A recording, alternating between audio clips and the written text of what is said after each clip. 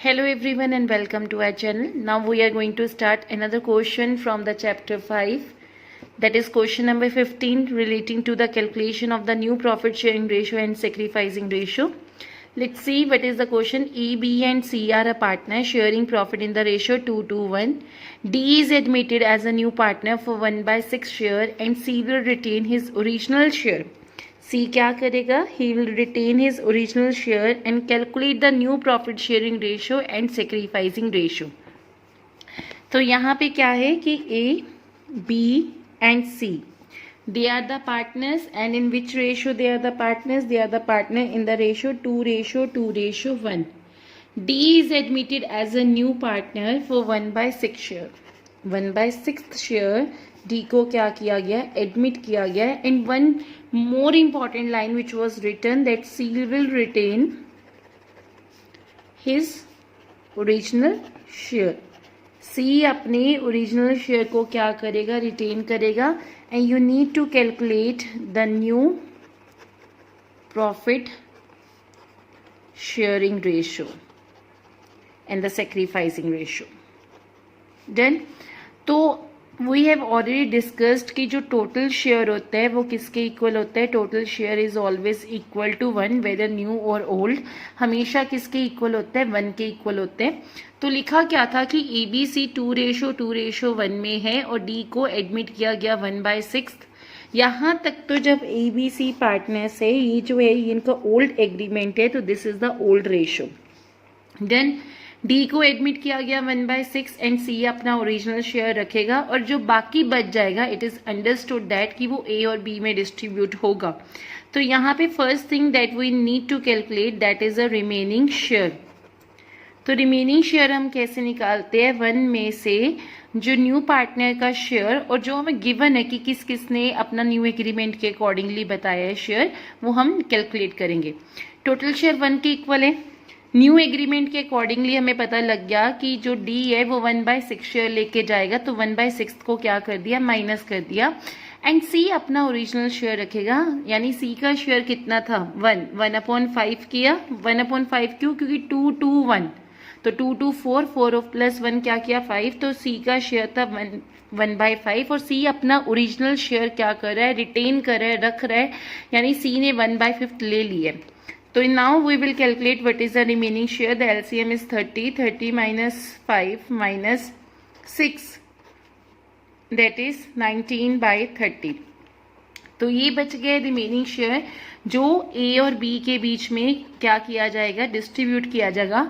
Now if nothing is mention कि ये distribute कैसे करेंगे, तो A और B अपनी रेशो में, A और B अपनी रेशो में प्रॉफिट को डिस्ट्रीब्यूट कर देंगे 2:2, या we can say that common factor निकाले 1:1 में उसे डिस्ट्रीब्यूट कर देंगे.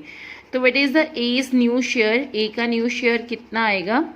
दैट इज 19/30 रिमेनिंग बचा था, उसका 1/2. 1/2 क्यों? क्योंकि 1:1 था ना यहाँ पे, तो 1/2 यानी 19/60 A ले जाएगा. और B का न्यू शेयर कितना आएगा? दैट इज 19/30 का 1/2, दैट इज 19/60 किसका शेयर आ जाएगा? B का.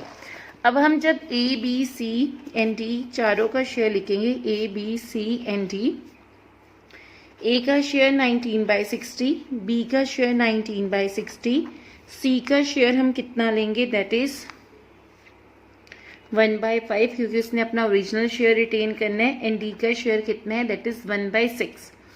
तो यहाँ पे भी इसको 60 के इक्वल करना है, तो यहाँ पे 10 से मल्टीप्लाई और यहाँ पे 12 से हम क्या करेंगे? Multiply. 19, 19, 12 and 10. And to confirm that whether we are correct और रॉन्ग, तो यहाँ पे 19 + 19 दैट इज 38. 38 + 12 किया तो यहाँ पे कितना आ गया? 50. एंड 50 + 10 किया आपके सामने 60. तो 60/60 that is 1 and that is your answer. To calculate the sacrificing ratio आपने सन का फॉर्मूला लगाना है, यानी sacrifice is equal to old minus new, that you will calculate by yourself. And if you are facing any doubt, you can ask in the comment box. Okay, now the next question. X and Y are partners sharing profit and losses in the ratio 3:2. They admit Z into partnership and X gives 1/3 of his share while Y gives 1/10 from his share to Z.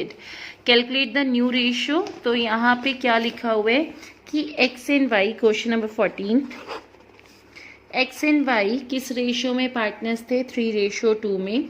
उन्होंने किसको admit किया, z को, and x ने क्या किया, 1/3 of his share, 1/3 of his share उसने क्या किया, z को दे दिया। और x y का क्या मेंशन है कि 1/10 फ्रॉम। अब यहाँ पे ऑफ एंड फ्रॉम का बहुत डिफरेंस है।